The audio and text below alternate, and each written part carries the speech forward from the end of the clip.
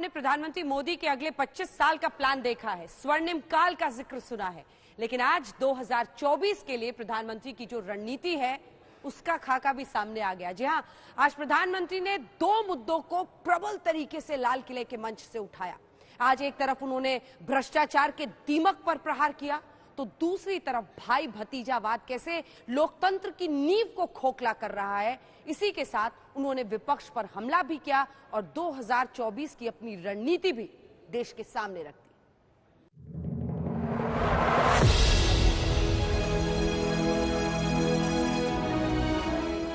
भारत सन 1947 में आजाद हुआ और आज 2022 में आजाद देश के रूप में भारत की 75 साल की यात्रा पूरी हो गई।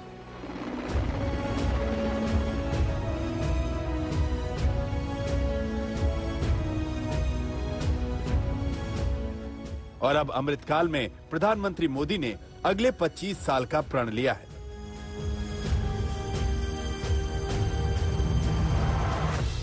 नवीं बार लाल किले की प्राचीर से प्रधानमंत्री मोदी ने बोलना शुरू किया तो सबसे बड़ा प्रहार भ्रष्टाचार और भाई भतीजावाद, परिवारवाद पर किया। तो सुनिए लाल किले से प्रधानमंत्री मोदी का सबसे बड़ा प्रण।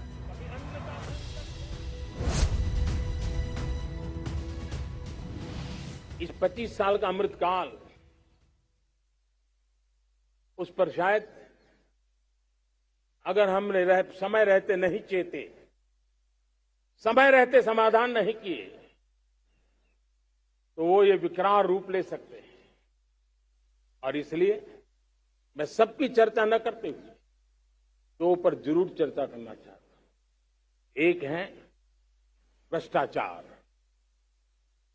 दूसरा है भाई भतीजावाद, परिवारवाद। भारत जैसे लोकतंत्र में जहां लोग गरीबी से जूझ रहे हैं, जब ये तरफ से देखते हैं कि एक तरफ वो लोग हैं जिनके पास रहने के लिए जगह नहीं है, दूसरी पार वो तरफ लोग हैं जिनको अपना चोरी किया हुआ माल रखने के लिए जगह नहीं है। ये स्थिति अच्छी नहीं है दोस्तों, और इसलिए हमें भ्रष्टाचार के खिलाफ पूरी ताकत से लड़ना है। एक नए संकल्प। यकीनन मोदी ने आजादी का अमृतकाल शुरू होते ही 2024 का एजेंडा सेट कर दिया है। पिछले दिनों जिस तरह से देश में इनकम टैक्स रेड, ईडी की कार्रवाई हुई, धन कुबेरों का काला खजाना पकड़ा गया और देश को डिजिटल प्रणाली से जोड़ा गया, आज लाल किले की प्राचीर से पीएम मोदी गर्व से देश को बता रहे हैं कि यह भ्रष्टाचार के खिलाफ सरकार की जीरो टॉलरेंस नीति का नतीजा है।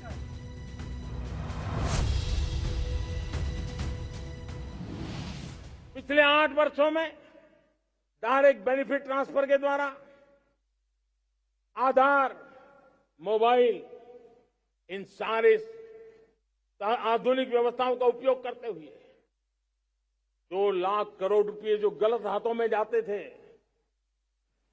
उसको बचा करके देश की भलाई के लिए काम लगाने में हम सफल हुए हैं। जो लोग पिछली सरकारों में बैंकों को लूट लूट करके भाग गए, उनकी संपत्तियां जब्त कर करके वापस लाने की कोशिश कर रहे हैं। कईयों को जेलों में जीने के लिए मजबूर करके रखा हुआ है। हमारी कोशिश है जिन्होंने देश को लूटा है उनको लौटाना पड़े, वो स्थिति हम पैदा करें। आपने एंटी करप्शन ब्यूरो का नाम सुना होगा, लेकिन अब देश में एंटी करप्शन सरकार काम कर रही है और खुलकर बिना लाग लपेट के पीएम मोदी ऐलानिया कह रहे हैं कि भ्रष्टाचार के दीमक को मारने की दवा उनके पास है।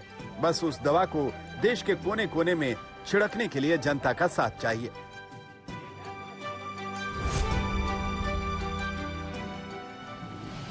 अब भ्रष्टाचार के खिलाफ मैं साफ देख रहा हूं कि हम एक निर्णायक कालखंड में कदम रख रहे हैं। बड़े बड़े चमरबंदी भी बच नहीं पाएंगे।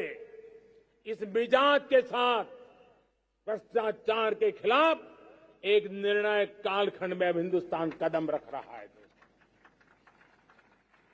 और मैं लाल किले की प्राचीर से बड़ी जिम्मेवारी के साथ कह रहा हूं, और इसलिए भाइयों बहनों, भ्रष्टाचार दीमक की तरह देश को खोखला कर रहा है। मुझे इसके खिलाफ लड़ाई लड़नी है, लड़ाई को तेज करना है, निर्णायक मोड़ पे लेकर के ही जाना है।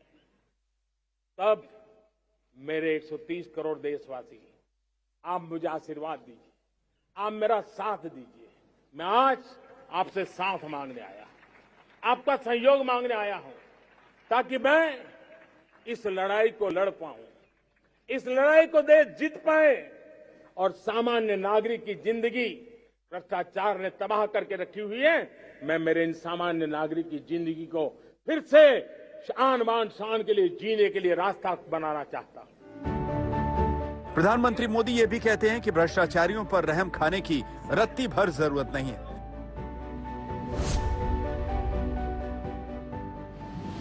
ये चिंता का विषय है कि आज देश में भ्रष्टाचार के प्रति नफरत तो दिखती है, व्यक्त भी होती है, लेकिन कभी कभी भ्रष्टाचारियों के प्रति उदारता बरती जाती है। किसी भी देश में ये शोभा नहीं देगा। और कई लोग तो इतनी बेशर्मी तक चले जाते हैं कि कोर्ट में सजा हो चुकी हो, भ्रष्टाचारी सिद्ध हो चुका हो, जेल जाना तय हो चुका हो, जेल गुजार रहे हो, उसके बावजूद भी उनका महिमा मंडन करने में लगे रहते हैं, उनकी शान शौकत में लगे रहते हैं, उनकी प्रतिष्ठा बनाने में लगे रहते हैं। अगर जब तक समाज में गंदगी के प्रति नफरत नहीं होती है, स्वच्छता की चेतना जगती नहीं है। जब तक भ्रष्टाचार और भ्रष्टाचारी के प्रति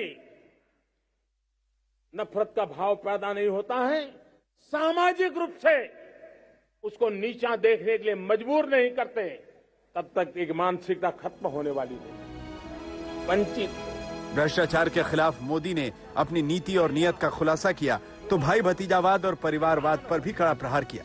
2024 के लिए पीएम मोदी का प्लान क्या है, विरोधियों के लिए एजेंडा क्या है, वो कौन सी रणनीति और राजनीति के तहत आगे बढ़ रहे हैं, लाल किले की प्राचीर से ये भी साफ हो गया।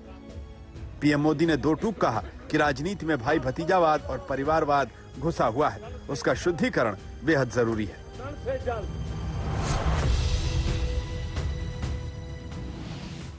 राजनीति में भी परिवारवाद ने देश के सामर्थ्य को सबसे ज्यादा अन्याय किया है। परिवारवादी राजनीति परिवार की भलाई के लिए होती है, उसको देश की भलाई से कोई लेना देना नहीं होता है। और इसलिए लाल किले की प्राचीर से तिरंगे झंडे के आन बान शान के नीचे भारत के संविधान का स्मरण करते हुए मैं देशवासियों को खुले मन से कहना चाहता हूं, आइए हिंदुस्तान के राजनीति के शुद्धिकरण के लिए भी, हिंदुस्तान की सभी संस्थाओं के शुद्धिकरण के लिए भी हमें देश को इस परिवारवादी मानसिकता से मुक्ति दिला करके योग्यता के आधार पर देश को आगे ले जाने की ओर बढ़ना होगा। यह अनिवार्यता है,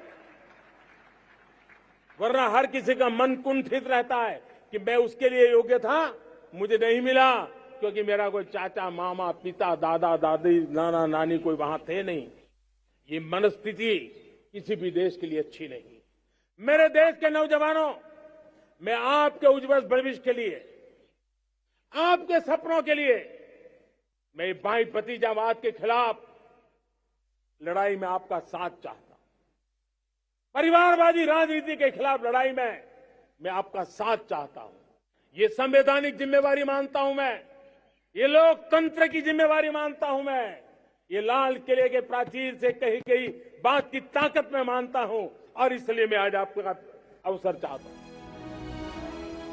2022 में लाल किले की प्राचीर से पीएम मोदी 2047 की बात करते हैं। आने वाले 25 साल में पंच प्रण का नाम देते हैं। चलिए आपको बताते हैं कि पीएम मोदी के पंच प्रण क्या हैं। पीएम मोदी के 5 संकल्प क्या हैं। पीएम मोदी का पहला प्रण विकसित भारत, दूसरा प्रण गुलामी की सोच से संपूर्ण मुक्ति, तीसरा प्रण विरासत पर गर्व, चौथा प्रण एकता और एकजुटता, पांचवा प्रण नागरिकों के कर्तव्य।